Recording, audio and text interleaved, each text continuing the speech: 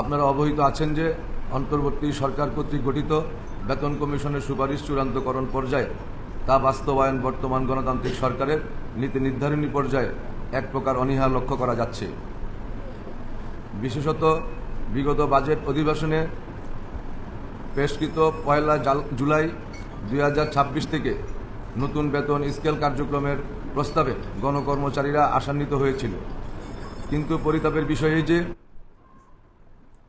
কতিপয় মহল বিশেষ ও বিশ্বব্যাংক IMF এর নেতিবাচক প্রতিবন্ধকতায় তা বাস্তবায়নে চরম অনিশ্চয়তা দেখা দিচ্ছে, যা গণকর্মচারীদের দীর্ঘদিনের প্রত্যাশার সাথে সঙ্গতিপূর্ণ নয়।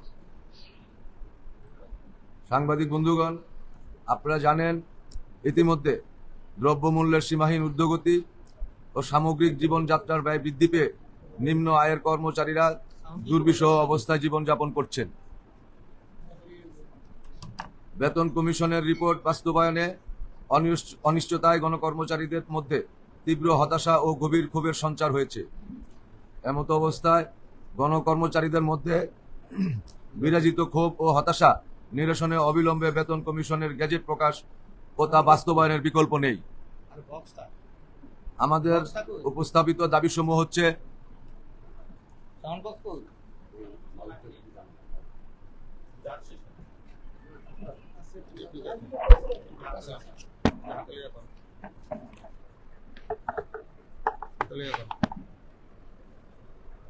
এক নম্বর, সরকার ঘোষিত বেতন কমিশনে গেজেট অবিলম্বে প্রকাশ এবং 1 জুলাই 2026 থেকে তা কার্যকর করতে হবে।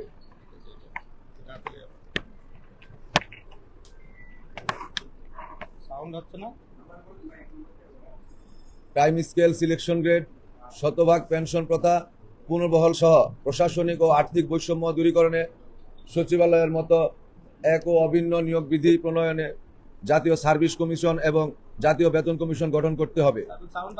3 number, work charge contingent paid master roll দৈনিক মজুরি ভিত্তিক নিয়োগকৃত সকল অস্থায়ী কর্মচারীদের নিয়মিতকরণ করতে হবে। আউটসোর্সিং নিয়োগ প্রথা বাতিলপূর্বক কর্মরতদের শূন্য পদে রাজস্ব খাতে নিয়োগ, সকল পর্যায়ে ব্লক পোস্ট সমূহে পদোন্নতির ব্যবস্থা করতে হবে।